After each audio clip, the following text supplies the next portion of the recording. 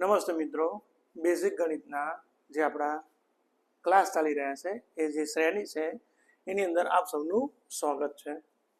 તો આપણે શરૂ કરીશું. આગળ આપણે વાસ્તવિક સંખ્યા સુધી શીખ્યા હતા. હવે આપણે શીખવાનું છે બેકી સંખ્યા, યુગ્મ સંખ્યા અને સમ સંખ્યાઓ.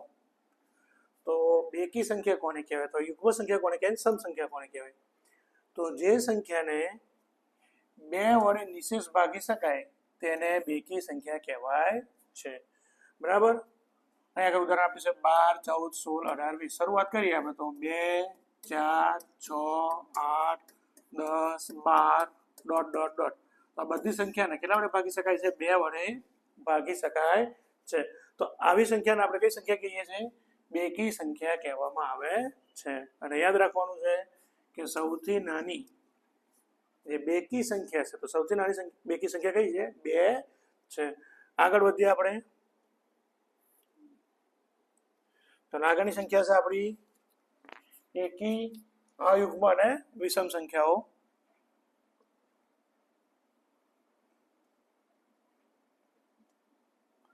તો એકી સંખ્યા કહેવાય એને, અયુગ્મ પણ કહેવાય ને વિષમ સંખ્યાઓ પણ કહેવામાં આવે છે.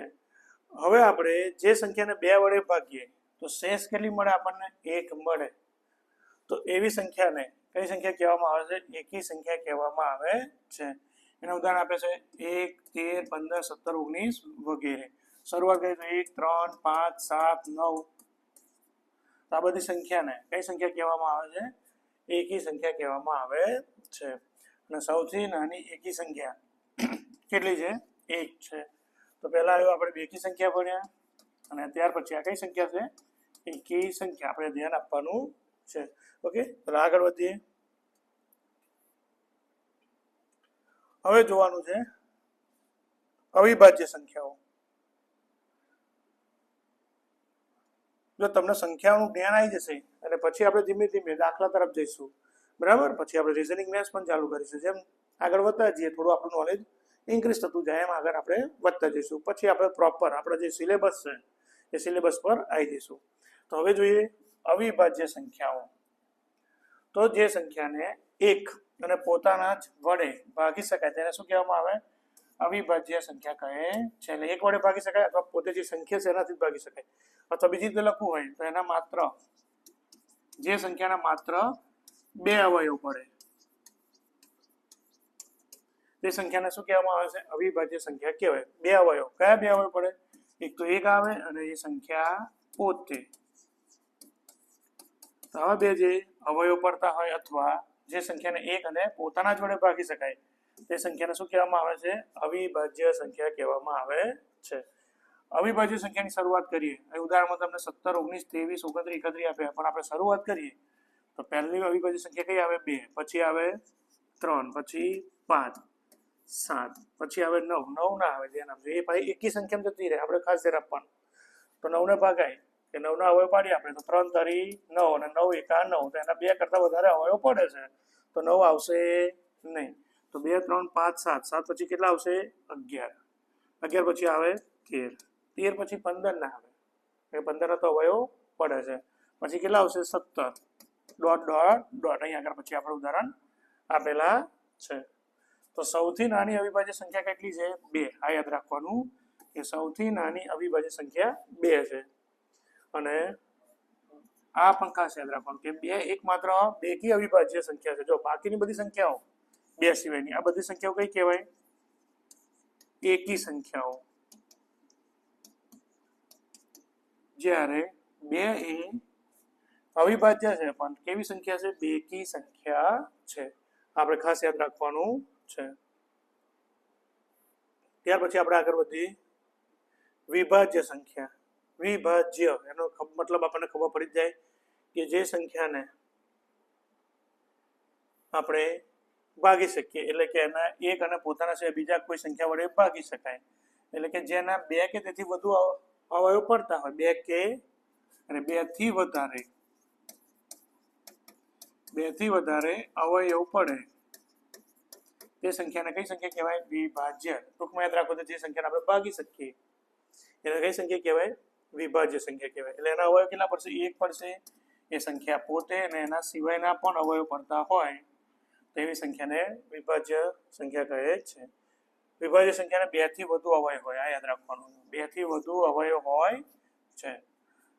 16, 18, 20, 21, 22, 24, 25. બીજા લખો આપણે શરૂઆત કરીએ તો કેટલી આવશે? 4, પછી 6, 8, 9, 10, 12, ડોટ ડોટ ડોટ. તો આ બધી સંખ્યાના 2 કરતા વધારે અવયવ પડે છે, બરાબર?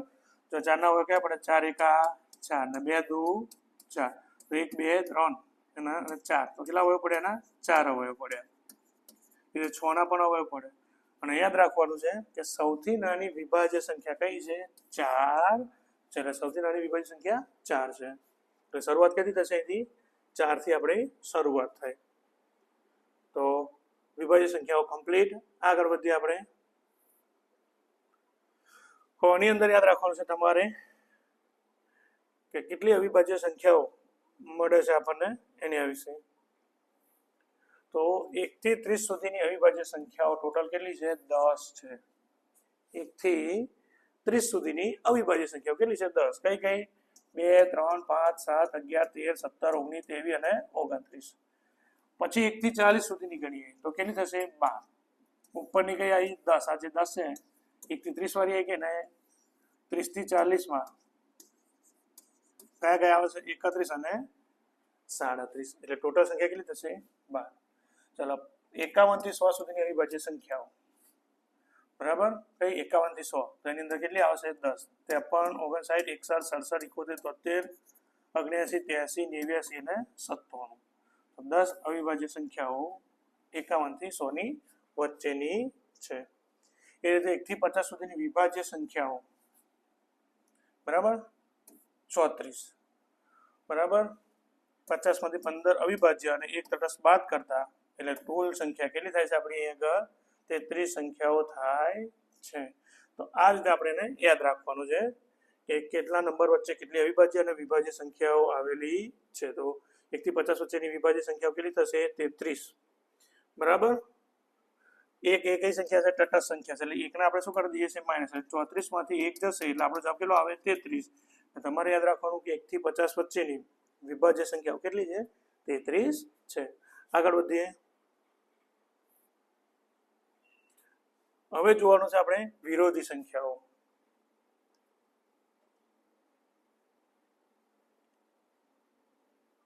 તો વિરોધી સંખ્યા કોને કહેવાય? તો જે બે સંખ્યાનો સરવાળો 0 થાય, સંખ્યાનો સરવાળો શું થાય? 0 થાય, તો બે સંખ્યાઓ એકબીજાની વિરોધી સંખ્યાઓ કહેવાય. 8 ની વિરોધી સંખ્યા કેટલી થશે? -8. કેમ? તો કે 8 પ્લસ -8 એટલે જવાબ શું આવી ગયો આપણો? 0. એ રીતે -3/4 પ્લસ 3/4 કરો તો એ જવાબ 0 આવે. એટલે માઇનસ હોય જે સંખ્યા એની સંખ્યા કઈ હોય? ધન. એટલે ઋણ પૂર્ણાંકની સામે કઈ લેવાની? ધન પૂર્ણાંક સંખ્યા, બરાબર? અહીં 5/9 છે, તેની વિરોધી સંખ્યા કેટલી થાય? -5/9 એટલે જવાબ શું આવે? 0 આવે. એટલે સરવાળો શું થવો જોઈએ? 0 થવો જોઈએ. તો એ સંખ્યાઓ કઈ સંખ્યા કહેવામાં આવે? વિરોધી સંખ્યા કહેવાય. આગળ વધીએ. હવે જોવાનું છે વ્યસ્ત સંખ્યાઓ. તો વ્યસ્ત સંખ્યાઓ કોને કહેવાય? તો જે બે સંખ્યાનો ગુણાકાર 1 થાય, કેવો થાય છે ગુણાકાર? 1 થાય, તે બંને એકબીજાની વ્યસ્ત સંખ્યા કહેવાય. ધારો કે 4/7 ની વ્યસ્ત એટલે એનો ગુણાકાર કરીએ 7/4 અને 7 ઉડી ગયા, 4 પણ ઉડી ગયા, ગુણાકારનો સંબંધ છે એટલે જવાબ કેટલો આવ્યો? 1. તો એક જવાબ આવી ગયો. આ બે સંખ્યા કઈ કહેવાશે? એકબીજાની વ્યસ્ત. એ રીતે -2/5 ગુણ્યા -5/2. તો અહીં 2 ઉડી ગયા, 5 ઉડી ગયા, માઇનસ માઇનસ પ્લસ, જવાબ કેટલો આવ્યો? 1. તો આ જે સંખ્યા છે વ્યસ્ત સંખ્યા કહેવાય. અને વ્યસ્ત સંખ્યામાં અંશ અને છેદ શું થાય છે? બદલાય છે. અંશ અને છેદ શું થાય? બદલાય. જો અંશ અને છેદ બદલાઈ ગયા. અહીં અંશ કેટલો હતો? 4 અને છેદ કેટલો હતો? 7. એની વ્યસ્ત કરી ત્યારે અંશ કેટલો બની ગયો? 7 બની ગયો. છેદ કેટલો બની ગયો? 4. અને મોસ્ટ ઇમ્પોર્ટન્ટ કે 0 ના વ્યસ્તનું અસ્તિત્વ નથી. યાદ રાખજો, 0 ના વ્યસ્તનું અસ્તિત્વ નથી. આ ખૂબ જ ઇમ્પોર્ટન્ટ છે. બેઝિક મેથ્સની અંદર આપણે યાદ રાખવાનું છે કે 0 ના વ્યસ્તનું અસ્તિત્વ નથી. આગળ જોઈએ વ્યસ્ત સંખ્યાઓ પૂરી થઈ આપણી. હવે જોવાનું છે નિરપેક્ષ મૂલ્ય. તો નિરપેક્ષ મૂલ્ય કોને કહેવાય એની વાત કરીએ આપણે. તો કોઈ પણ પ્રકારના ચિહ્નને ધ્યાનમાં લીધા વિના સંખ્યાના ફક્ત આંકડાકીય મૂલ્યને એ સંખ્યાનું શું કહેવામાં આવે છે? નિરપેક્ષ મૂલ્ય કહેવાય. અને નિરપેક્ષ મૂલ્ય હંમેશા શાની અંદર દર્શાવવામાં આવે? માનાંક. આ બે ઊભી લાઈન કરી એને શું કહીએ છીએ આપણે? માનાંક. ધારો કે 12 છે અને માનાંકમાં દર્શાય તો એનું નિરપેક્ષ મૂલ્ય કેટલું થશે? 12. પણ જો -12 હોત તો એનું નિરપેક્ષ મૂલ્ય શું થાય? +12. એટલે માઇનસનું નિરપેક્ષ મૂલ્ય શું થઈ જાય છે? પ્લસ થાય છે. ધન હોય તો ધનનું ધન જ રહે અને ઋણ હોય તો ઋણનું શું થઈ જાય? ધન થઈ જાય. જો 12 નું આપે છે 12 -15 નું કેટલું થઈ ગયું? 15. બરાબર. એટલે કે નિરપેક્ષ મૂલ્ય હંમેશા કયું આવશે? ધન જ આવે. આ યાદ રાખવાનું છે નિરપેક્ષ મૂલ્ય. અને શાનાથી દર્શાવવામાં આવે તો બે ઊભી લાઈનથી. બરાબર. ભૂમિતિની અંદર બે ઊભી લાઈન દોરો તો આ કઈ રેખા થઈ જાય? સમાંતર. પણ એ બેની વચ્ચેનું અંતર કેવું છે? ઓછું છે. આપણે આ ધ્યાન આપવાનું છે. હવે ત્યાર પછીનો ટોપિક છે આપણો સ્થાન કિંમત.